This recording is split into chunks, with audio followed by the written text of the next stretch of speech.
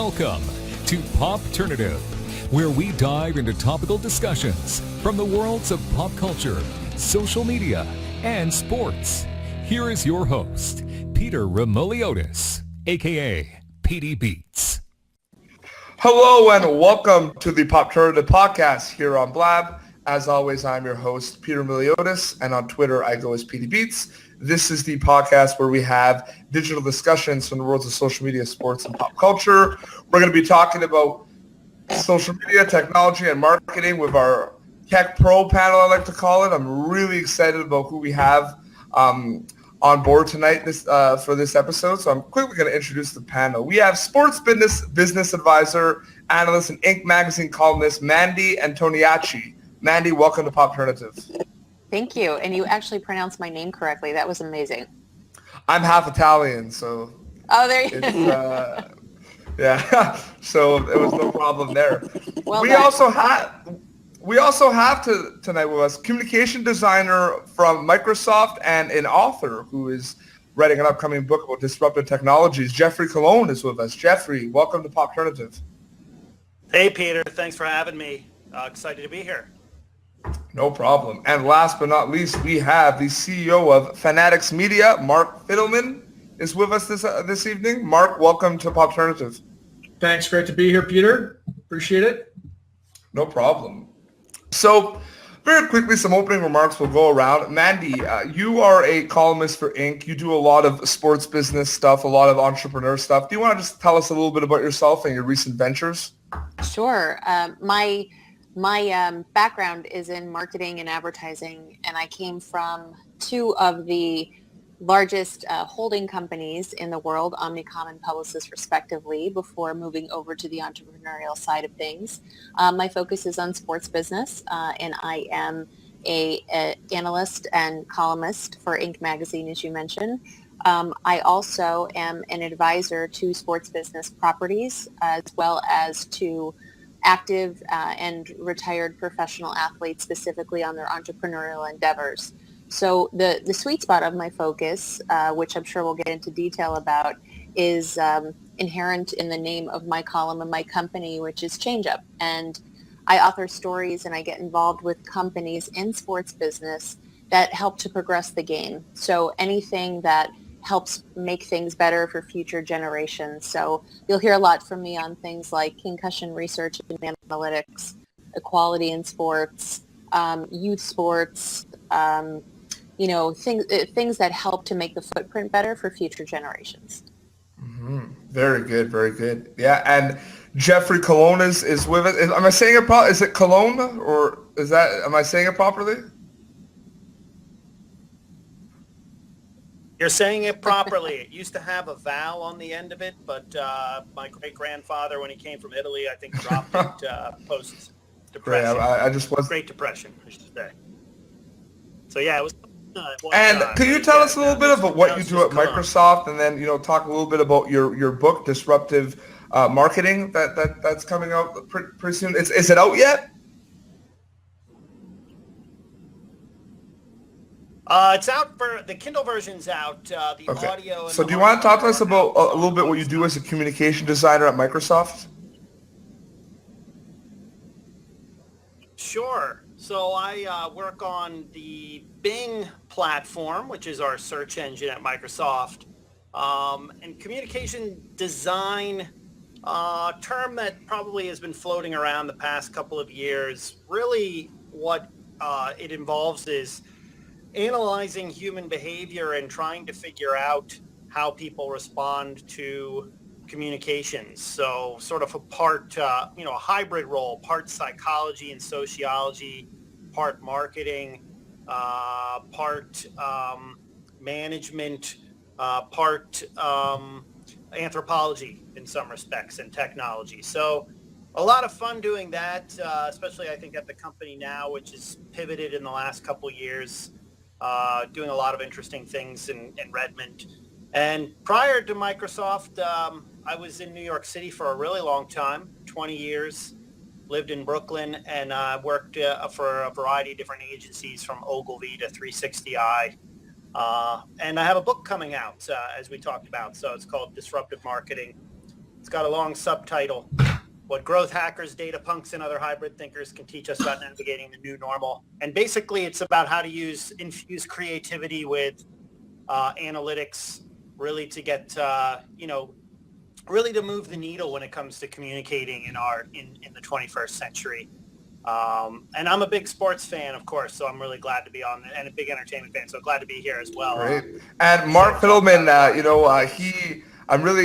you're a busy guy, you might have to leave the conversation a little short due to our prior commitment, but do you want to tell us a little bit about Fanatics Media? You are the CEO of Fanatics Media. I've checked out a lot of the content on YouTube. It is absolutely fantastic. Would you like to just talk about that a little bit? Yeah, sure. So Fanatics Media really focuses on three things. The first being influencer marketing, second kind of e-commerce, and specifically I'd say Shopify and Amazon. And third is we are a general digital marketing agency. So that's what we're known for. That's the content that you'll see on YouTube. And, I feel a little left out here. I'm the only non-Italian, so I wonder what's going to happen during this whole show. So, if you guys are throwing out Italian words, I only know Spanish. I might not be able to keep up with you. It's very close, very, very close. Well, I'm half Italian. I'm half Greek, half Italian. So it's Mediterranean. But yeah, no, I understand the struggle, Mark. It's tough being outnumbered. I'm outnumbered though. I'm the only Canadian on the show tonight. So that's also important to talk about. So we can start off right now. So Jeff, I wanted really to have you on the show to talk, about your book, but about this concept, disruptive technologies, disruptive marketing. I find that very interesting. I find it a really cool topic. I think it's really interesting. We'll start off here, Mark. When you think of disruptive technology and disruptive marketing, how would you put social media in that category? Whether it's a newer disruptive technology, how would you define social media in terms of being disruptive over time in the sports and media and sports media and entertainment in general? Well, it's quite timely you asked that question. I would just point you to the Pokemon Go app and say probably one of the most disruptive things I've ever seen, and I've been doing this for 25 years. It's their user base has surpassed Twitter in a matter of a week. So incredibly disruptive. I see a lot of potential for sports. If I were a sports team, I'd send fans on scavenger hunts, and there's just unlimited potential with it. I don't know if it's going to work long-term with Pokemon itself, but you could see how these themed AR virtual hunts or virtual games can really take over. Mm-hmm. And Mandy, you have a lot of experience working in sports, and you were seeing, a lot of sports teams using Pokemon Go, kind of embedding it into their content, the digital media content. What do you think about this concept of disruptive technologies with sports teams and athletes using it over time? I understand you do a lot of work with former athletes and teach them about entrepreneurial stuff and all that. What do you think about that? I do. And what's interesting is that I think one of the things that's also very timely, and I have a piece coming out about it, which is truly a really provocative thought, is are athletes the new activists, right? So, now with everything going on culturally and politically, athletes are seeing their platforms as more than just a way to promote their brands themselves and generate fanhood. They're standing up for their political rights, and they're, becoming, I think, contemporary activists in a good way to really engage the next generation in, societal issues. So even yesterday, from the Summer Games, out in Vegas during the press conference, Adam Silver quoted and said that he is in favor of athletes speaking out and that they have a incredible forum to do so. And he went on to call them multidimensional because of the, different facets and sides that you can see as players. So I think one of the beautiful things of social media is that it helps to humanize brands as well as athletes, as well as the individual sports properties, but taking that a little further and a little deeper is really how it can have a positive effect and cultural change. So I think, seeing it, certainly disrupting not just the marketplace, but I think it can certainly, we're seeing it have the power to disrupt societal and cultural views. You mentioned multi-dimensional. I think that's really good. And Jeff, I just want to ask you that question. Do you think that it is safe to say that, whether it's your work with Microsoft or what you talk about in your book, that digital media these days, whether it's in sports or entertainment, there's always going to be many different layers, many dimensions, and there's some challenges that can face that as well?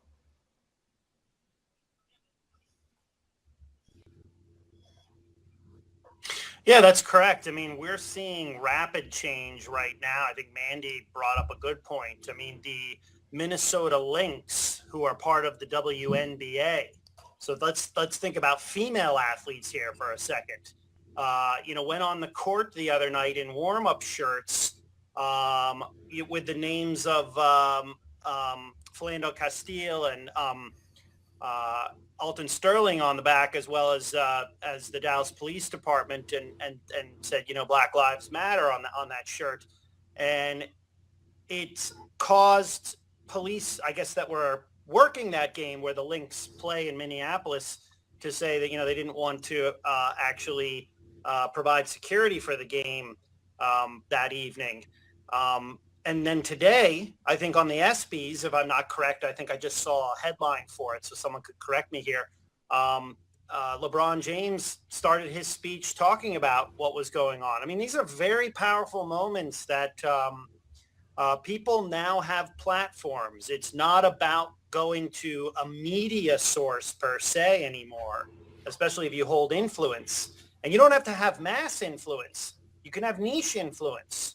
I think the people you have on the show, we all have niche influence right now. Mark has niche influence with a specific segment of people that he can talk to. And if he had to get word out on something, they would carry that word for him because they have trust. Mandy, the same thing. Yourself too, Peter, and myself. And we all have these platforms that are based on interest or economic or social graphs, so to speak. We have the ability now with a Wi-Fi signal and a mobile camera, which is what we're doing right here, to video ourselves and create messages. And we're actually at a point where I think in terms of sports, right now, one of the things I find fascinating, I'm a huge soccer fan, is they track based on people wearing cleats, Adidas and Nike do it, how far a athlete has run in a game. That's pretty disruptive in the sense of you weren't able to track a lot of those analytics, but we personally can do that as well when we go to the gym or we take steps, etc. So what's happening is the lines are blurring between what people do in terms of athletes and what we can do. And that is a blurring of lines we're actually seeing between media and people in general. So I like to use the phrase, we are all media now, because we are. If we have the ability to create a story, we can do so. The power doesn't necessarily lie in the hands of larger media outlets. And that shouldn't scare media outlets. That should make media outlets realize that the narratives they've carried in the past maybe aren't the best narratives to carry anymore. They're not authentic. They don't represent reality. They don't represent people. So there's a lot of interesting things going on, and none of this is new. This has all been sort of bubbling up over the past decade or so, with mobile technology, with social platforms, with video technology, with AR and VR, with analytics. So it's interesting to see where it goes next. I think, where we could go next is we may actually feel like we're on the field in the next 5 or 10 years, watching a football game, watching a soccer game, or even watching the Olympics, where people who are swimming are outfitted with specific things where it actually feels like you're in the water with them. That's pretty cool. That's really cool, and I think that actually might create more. Yeah, and Mark, what do you think about all these things that Jeff has mentioned? You've been working, you said, for about for 25 years in this industry. What are some of the changes that you've seen over the years that you like in terms of social media, digital media, and sports? What don't you like? I just want your perspective on things with all your experience. Well, let's just go back even 15 years where. you really had four dominant media sources, right? For marketers, you had TV, radio, newsprint, and well, the other one escapes me, but you get the drift, right? Now there are thousands of different places that you can get your message out, and it's not controlled by big media houses with big budgets. It could be Jeff or Mandy or you, Peter, out there that could build a large following and get whatever message you want out there. It's incredibly powerful. So my biggest challenge in this whole situation that we're in now is keeping up with all of that. I mean, I find it nearly impossible. If anybody says they got a good grasp on digital marketing, they're either delusional or they're lying to you. It's impossible. Because I study this every single day, and I fall behind. Yep. If I start focusing on Facebook, I fall behind on YouTube, and I mean, it's just endless. And Snapchat to me is, not a very good marketer's tool, but I just interviewed somebody that says it is. So it's I guess the best.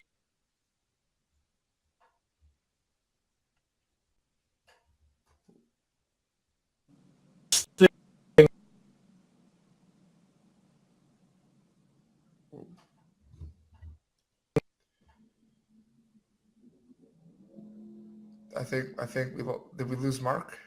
I think you lost him. Yeah. Oh, there he goes. Oh, he'll come back. I put this on YouTube and I edit it anyway, so it's not a big deal. But what Mark was mentioning, and we'll get back to him when he logs back in. But what Mark was mentioning, Mandy, applies to you too. He has a really big following on social media with over 50,000 followers. You have a Twitter account with over 20,000 followers. And I just find it interesting. We'll go back to Mark. But do you not find it kind of difficult sometimes to kind of, keep track of everything and who's following you and what's out there? There's a lot of different things out there, as Mark mentioned. I'll tell you the crutch for me, and what I tell myself, and this is something I actually, you mentioned earlier about sort of coaching some of those athletes or retired athletes on their entrepreneurial skills and endeavors after the game. And I'm actually headed out to Vegas after this to present to some of those retired athletes, at the NBA Summer Games. One of the questions they routinely have for me is, how can I possibly keep up? How can I stay relevant? How do I insert myself into those cultural conversations so that I too, can have a heightened level of engagement? And the first thing I tell them, which helps me as well, is if anyone uses the term expert, they're using that term inaccurately, because it is physically impossible to be an expert in technology or digital media in today's world. So the first thing you need to do is assume the role of an eternal student. And if you could admit to yourself that you are an eternal student of digital media, of social, etc., then that's the way that you can really grasp and open yourself up to an evolving, educated state, because it is impossible to stay on top of everything, but if you're consistently learned, that is the best approach. And Mark, you were mentioning before too, what I find interesting is you have quite a following on social media. On Twitter, you have over 60,000 followers. And I was talking to Mandy about that as well, because she has a pretty good following. You were mentioning there's a lot of stuff on there. How do you handle your following and keep track of everything? It's very hard. And like I said, you're following a lot of people that might call themselves experts. A lot of people might argue that you're an expert in your field. How do you manage all that? What goes through your head? I don't think of 60,000 followers on Twitter, and right now I'm really trying to build a YouTube channel up because I think it's just more visual, it's more appealing, and I get people to act. I've got 11,000 subscribers on YouTube. I'm really talking to one person. I'm really trying to help marketers become better marketers, because I'm so tired of debunking all the nonsense that's out there. And these are sports marketers too. I'm a big sports fan, have a business around sports. But I'm really focused on talking to one individual, and that individual is a sports or just a marketer. You've been doing this. And Jeff, in your book, Disruptive Technologies, what are some of the motives of it? Are you trying to teach people about disruptive technologies? Are you trying to put your past experiences forward? What are the motives of the book? I mean, the motives of the book really are how do you, and I think it's the theme of this conversation, learn, unlearn, and relearn constantly. A good example right here, maybe how do you learn what a better group video chat technology might be, because and the funny thing, Peter, is it's hard to find group video chats. I mean, I have used Blab because it's one of the few that is available. Like if we were going to try to use Facebook, they don't have that ability. We can't use group chat there yet. We want to stream live just, from the same room together, we can do that. But I mean, really the book is about, constantly thinking about a growth mindset rather than a fixed mindset. And what this really means is how do you create a culture of curiosity for yourself and for your own organization? If you think about what you were like as a little kid, before you were a preteen, and I have two daughters aged 7 and 4, they have no filter. They want to learn everything. They're curious about everything. But somewhere when we become adults, we start to worry about what people are going to think about us. And when that happens, we lose the ability to innovate. And when we lose the ability to innovate, we don't really find interesting things together. We don't find the future together. We don't find happiness in some respect. I think there's a lot of times people just do things because that's what they think they have to do rather than really, pursue their passion or their purpose in life. And it's interesting because if you talk to athletes, I've never met an athlete professional who said they didn't like what they did for a living. They pursued that because they were passionate about it. I mean, did they have aches and pains that athletes get? Yes. Do you have aches and pains from doing any job? Of course. Even jobs where you have to think. It's easy to get distracted. But I really was trying to inspire people to just, think differently moving forward, ask a lot of what if questions. I think Mandy said it best. Anybody who calls themselves an expert doesn't really understand that the world, there really are no experts. And I even like to say to people, there are no best practices anymore because the speed of change is so fast that the second that you think you have a best practice, that is obliterated. And so what you constantly really have to be looking for are not really best practices, but hey, what's the next practice, or how do we actually just sort of, keep up with things, or at least, manage things, so to speak. I mean, and again, you don't have to keep up with everyone. I think whatever form of communication you want to use, that's the right one. I mean, I've talked to people about, using fax machines, and and people have looked at me like, what do you mean using fax machines? I'm like, in the medical industry, they still rely heavily on a fax machine. So if you're in that industry, you need to use that. Not everything's about using the latest and greatest technology. Do I think you should immerse yourself in that technology to be curious about it? Yes, but that doesn't mean you have to use it based on what everyone else is doing. Use whatever you think is going to be best. And in this case, use Blab if you think that's going to be the best for you. Yeah, and Mandy, going back to what you said about the whole expert thing, I remember it's come up on my podcast before. People that call themselves Periscope experts, Periscope has barely been around. I don't think it's been a year yet. The expertise doesn't exist. The words expert and digital should not be used in the same sentence. Let's just start there. We need to change the vernacular. What about the people that call themselves gurus? I mean, Chris Yandel, who used to work for Georgia Tech Athletics, he was like, call me maybe, he's like, what about ninja? What about wizard? No. There's all these different... I know, and we're learning things every day. We're not going to stop learning. And frankly, I don't know if you two agree with me. I don't want to stop learning. I want to live in a world where I learn new things about digital media every day. Do you agree, 100%. Mandy? 100%. I mean, the more, like I said, if you succumb to the fact that you are an eternal student in this world and in this industry, you will be the most successful person in the room. Period. I think guru for me is always code to pivot, because anyone who calls themselves a guru, I think, has succumbed to a level of probably plateauing and almost a level of ignorance in my mind. I love a lot. I'm just going to jump in. I love a lot of what Jeff said. Jeff, just to echo some of your comments and thoughts from the book, which really resonate with me. There's a piece that I authored about how and why athletes inspire us to follow our dreams. And it's precisely the aspect of what you're saying. It's an unabashed, that childlike, right, filter of, at the end of the day, what they're actually doing is playing a game, right? And they're playing a game that they love and that they're passionate about. And there's so much to learn from that. So I love a lot of what you're saying there. And it really resonates, for me, just in terms of the approach to life. There's a lot of studies and a lot of data as well that shows that happier people have a higher propensity to take risks. Right. So there's a whole psyche around just opening yourself up. And you talked about opening up to creativity and everything.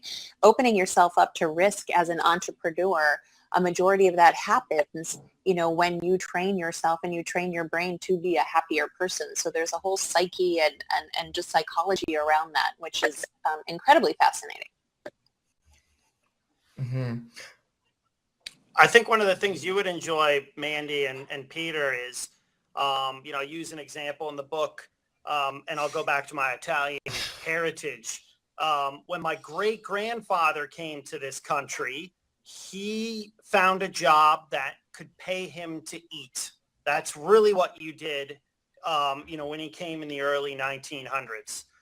My parents, or that was my great, my grandfather. When my parents looked for a job, they looked for something that could pay them, but also that they were good at.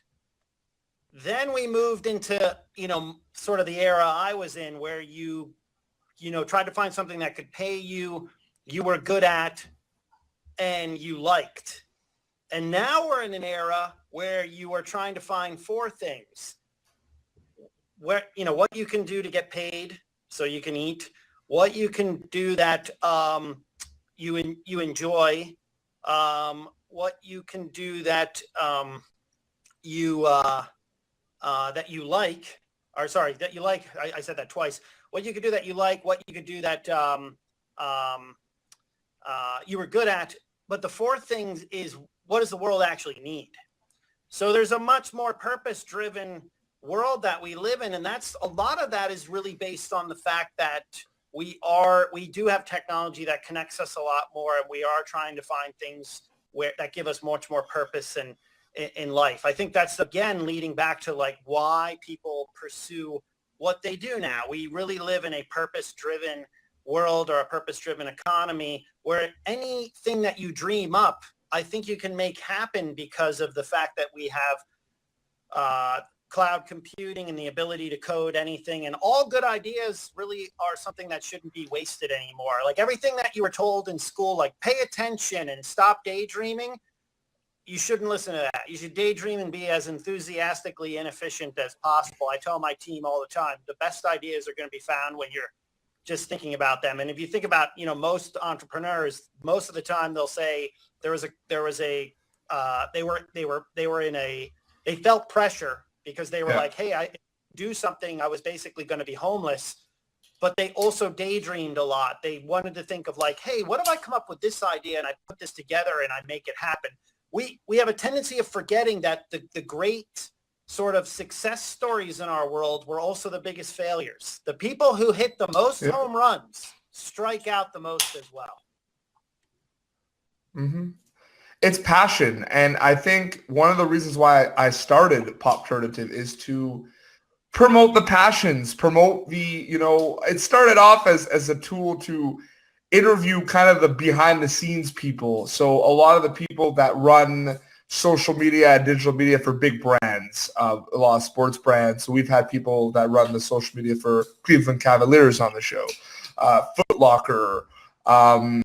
Mandy, I know you have a lot of experience working in the NBA and basketball. So we even had like the social media manager for the Harlem Globetrotters on the show. And it was like, I call them, the unsung heroes. Even someone like you, Jeff, who, works for Microsoft is in communications. It's kind of like the behind the scenes putting together all this stuff. But no one really knows what exactly, like who we are or what we do. And a lot of us are,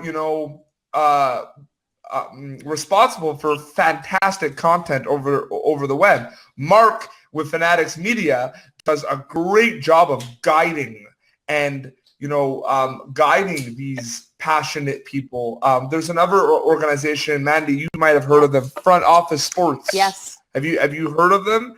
They're fantastic. They're doing a lot of stuff to promote people in the sports industry, students that want to work in the sports industry. So as someone Mandy, who is looked up to in this industry and has worked with, a lot of athletes, what's some of the advice you have specifically for people that want to work in the sports media industry or or communications in general? What kind of words of wisdom can you send out? Something that you said in terms of the little people having a big voice. I'm reminded of when I was in advertising, one of the clients' business that I ran was AXA Equitable Financial, and this was a long time ago.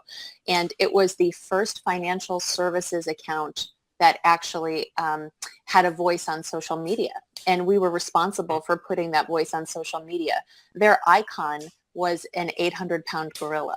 So the 800-pound gorilla would tweet, and it was the first financial services company in that industry to do so. The person who was doing the tweeting was a 5-foot female intern from Florida State University. And I would laugh because we would jokingly say the voice behind the 800-pound gorilla is the little summer intern. And so the advice that I would say is sometimes using that as analogous to what's going on. Like you said, you've had people who are running social media for sports teams, but they are the pulse and the voice for a very, very big audience. So sometimes the smallest person in the room has the largest voice and the largest presence. And that would be the advice that I would give them. I just want to go on record before I get to Jeff, Mandy, that what you just said, the pulse, is probably like the greatest thing, one of my favorite things that has ever been said on the show. So I have to give you that. No, I have to give you props for that. That was perfect. Well, thank you. What you just said. That was that. I couldn't have, Jeff, do you agree though? The pulse, like that, that's a and if you don't have a pulse, you're dead. You're dead. There you go. That's the second best thing. Okay. And very quickly too, I have to plug it in, but like you mentioned, the gorilla and someone like behind that account that was just like an intern. My sister and I started an Instagram account for our dog, Little Leo the Morkie. He has over 150,000 followers. Well, I mean, who doesn't want to follow a Morkie? I mean, come on.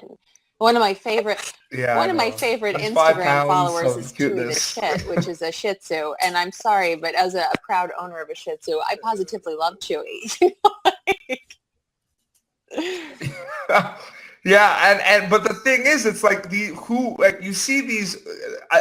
It wasn't a shameless plug. There was a point to bringing up my dog, but it has to do with the fact that you have these platforms that do so well that are not necessarily, you don't know if it's a human, right? Like an athlete's account is different than, a dog's account or the sports team account. You kind of, you've always had those people who are like, man, I'm wondering who is behind this account. Like, I have no idea. Like, who is behind the gorilla account? And I think, this show is kind of, hey, you can come and talk about these big accounts that you run. I mean, Market with Fanatics Media is creating a juggernaut of a platform on YouTube. He didn't start it that long ago. And he's like promoting something huge. And it's like, I want to know who these people are. I think it's important. And the same thing with Jeff. You work for, Microsoft and Bing and all that. But, people don't necessarily, they know Bing, but they don't know Geoffrey Cologne. They don't know who you are. It's like, it's interesting. I always found that interesting. The voices it's the person behind who's pulling the strings behind the puppet. Yep, exactly. Well, I think we're going to wrap up the show right now. But first of all, I want to thank both of you for coming on the show. Before we get to closing remarks, I just also wanted to say that Mandy has been working with a new company. And it's something I wish we could have talked about with Mark too, because I thought he'd find it interesting, Mandy, but wearable technology. And Jeff, I think we could have had we could have wrote like a whole different book or podcast on this whole concept of wearable technology, like the Apple Watch and all that, because I find that stuff so interesting.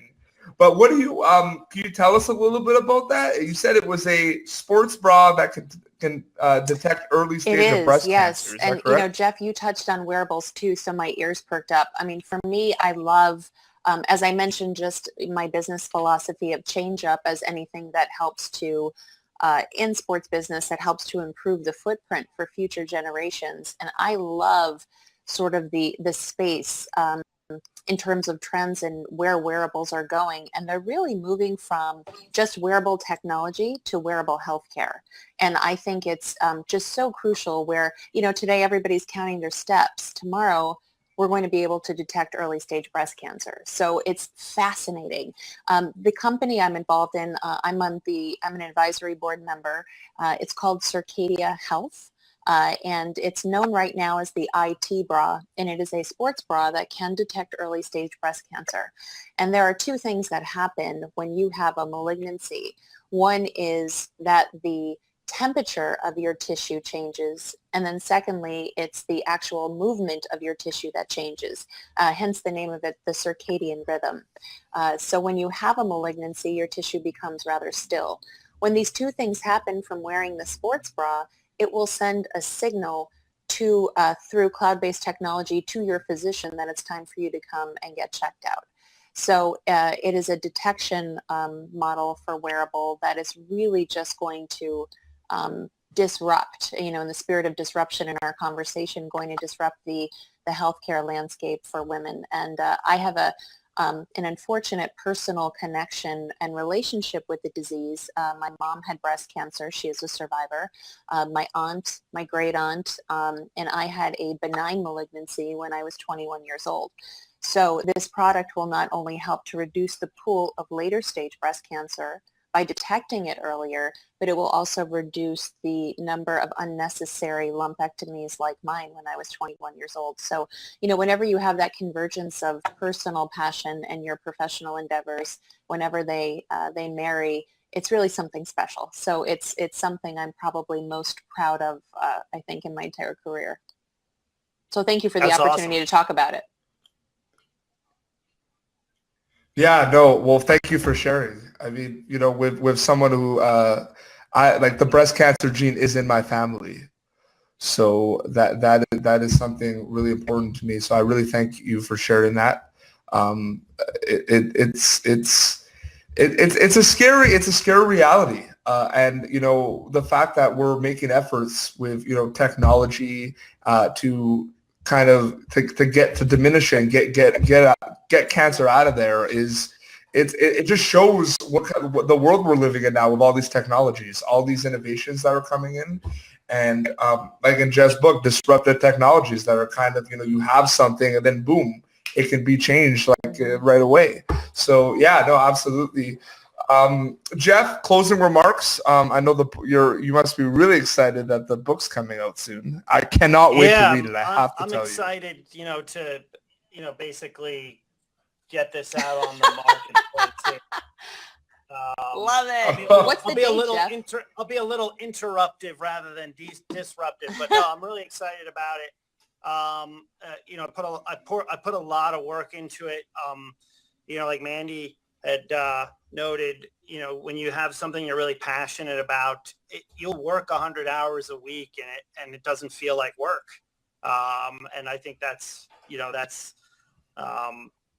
what we should try to pursue in life. I mean, I think the bra that detects early stage breast cancer is really awesome because it's that's very disruptive to the medical industry, not in a bad way, but a good way. Because in the past, you wouldn't really know what was going on, and you'd have to go to the doctor, and then the doctor would have to run a number of tests.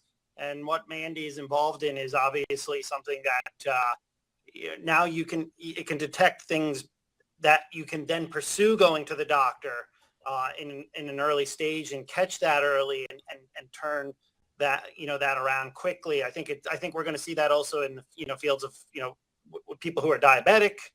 You can detect high blood sugar before you even know if you have, let's say, type 2 diabetes. There's a number of things that I think will be happening there. That's wonderful. But I'm excited to just have people read the book and literally just say, hey, this is what inspired me about it, Jeff, and I'm really glad you wrote this. I think one of the things missing in our culture and society now is, people make a lot of things, whether it's art or, different products or thinking.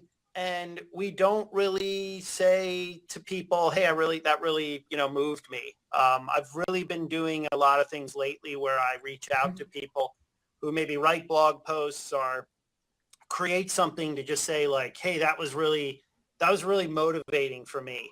The woman who actually appeared in the photo in Baton Rouge, who was arrested by police at a protest, I basically said, hey, you're sort of, you're my hero because, you're doing things that, I probably should be doing, but I'm not out there doing. And so I can only support that through, I think, the written word and amplifying my influence for a lot of social causes that I think are really, really important. And I think, life is one of those things where, it is fun to participate in all the different entertainment and games that exist. But, I think we're all striving to like maybe leave like a greater mark. And that doesn't mean leaving a mark where you end up in a history book or even as a footnote, but just, being part of something, I think, greater is really, really important, I think, in the world we live in now. So hopefully people will feel like that, that's something that I leave them with when they read the book. And, that's my greatest motivator. I'm one of those people that like all great art, I'd be happy if I ended up penniless, but, got that congratulations from people that, I helped inspire them. I can't wait. And what is the release date of the book? Mandy asked it's as well. out on Kindle right now, but it's available on audio and hardcover, or analog, as I like to call it, on August the 9th. So I'm doing a lot of promotion for it now. I'm doing a lot of PR and press in September for it. I'll be back in my stomping ground of New York for like 2 weeks in September, which is home for me. Living in Seattle, I don't get good pizza anymore. So I'll be excited to be back there and maybe, take in a Knicks game preseason before they start. So, I think it'll be exciting. So I'm looking forward to it. Love it. Well, I wish you best of luck Jeff. with that, and I can't wait to read it. And one thing too that I have to mention is I have a father who works in public health, and this whole concept and this discussion of disruptive technologies is something he's really interested in and agrees heavily. Mandy, because you mentioned the sports bra with the breast cancer and all that, and these types of technologies, they're gonna change the face of medical practice and screenings of early intervention. Like it's something like it's huge in medicine specifically. Yeah. So I just wanted to mention that. Like it's important. I mean, we have companies like Fitbit that are already looking to participate in clinical trials for patients so that they don't have to, report in and draw blood and actually go to a physical brick and mortar clinic. We have Apple, right? So announcing a new algorithm for their watch for wheelchair patients so that if they're dormant for a certain period of time, they'll get a message to say, let's keep rolling. It's time to get rolling. So I think we're starting to see, and we're going to see a lot more of just these mainstream technologies, wearable tech, and so I'm calling it, I think the conversion of wearable tech to wearable healthcare. Companies like Under Armour have made investments in cancer research. We're seeing Lululemon do the same. So we'll see the retail and garment manufacturers as well as the technology manufacturers all migrate toward a bigger purpose of overall healthcare. And, Jeff mentioned early on in the show about something right now we're counting steps or whatever it might be, or maybe we're just connecting with our friends. But some of the bigger impact that will have is curbing the rising rates of obesity. So we're going to start to see and hear much bigger and greater impact in overall wearable healthcare for sure. Absolutely. And we're already in an era, in my opinion, where fitness is one of the biggest things ever, going to the gym, staying healthy. And you bring in this, concept of wearable technology, and, you're going to see the epigenetics and all that it's going to, like, digital media will lead the way to that, for that. So thank you, Jeff, for coming on the show. Thank you, Mandy. Thanks, Mark, for coming on the show as well. I know we had some technical issues with him, but it was great for what he said about him and Fanatics Media. You can catch previous episodes of Popternative on our YouTube page. You can like us on Facebook and follow us on Twitter. Thank you, Mandy. Thank you, Jeff. Thank you, everyone, for tuning in. Have a great night. Thank you for tuning in to Popternative. Make sure to check out our past episodes of Popternative on YouTube. Be sure to like Popternative on Facebook and follow us on Twitter.